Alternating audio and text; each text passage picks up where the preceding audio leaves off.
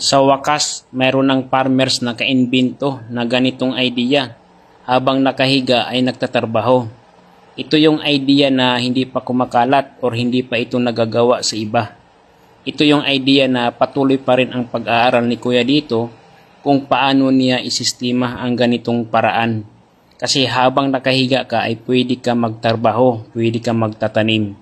Alam naman natin na ang farmers ay talagang napapagod at sumakit yung mga baywang. Kapag gumising yan sa umaga ay hindi talaga magigising agad-agad yan.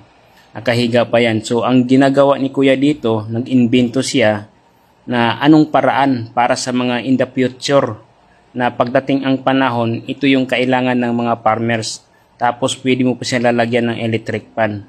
Kung napapansin mo, parang hindi siya kapanipaniwala. Pero sa ngayon, pwede pa natin itong pagtawanan ang ganitong idea.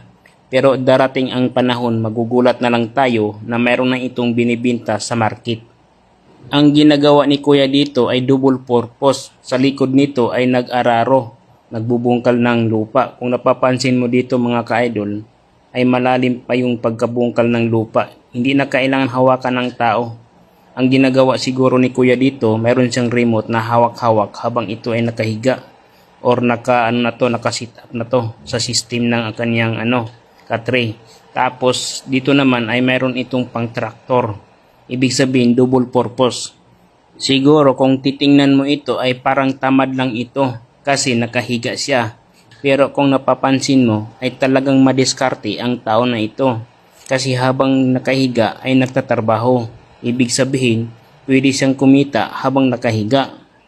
Ang diskarte na ito ay hindi pa ito nakopya ng iba. Siguro si Kuya pa ito nakauna. Darating ang panahon kung ilalabas man ito sa merkado, sigurado ako dito na maraming tao na gustong maging farmers.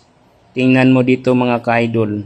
Habang nakahiga ay may gumagawa. Ibig sabihin nito, nakarelax yung katawan mo. Tapos pwede din ito sa highway.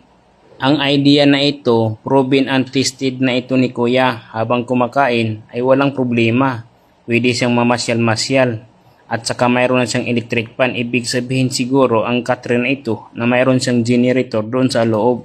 Sa panahon ngayon, ang kailangan ay diskarte. Pero kung wala kang diskarte, ay mapag-iwanan ka sa mga bagong technology. Itong ginagawa ni Kuya ay bagong technology to sa kanya. Sa ganitong idea, kahit may kapansanan ka dyan, hindi ka makalakad or lagi ka lang nakahiga dyan sa bahay mo, ay pwedeng-pwede ka pa rin magtrabaho. Nakaka-inspired talaga si Kuya dito. Kasi nga habang nakahiga ay may trabaho, kaya hindi mo siya pwedeng sabihin na tamad.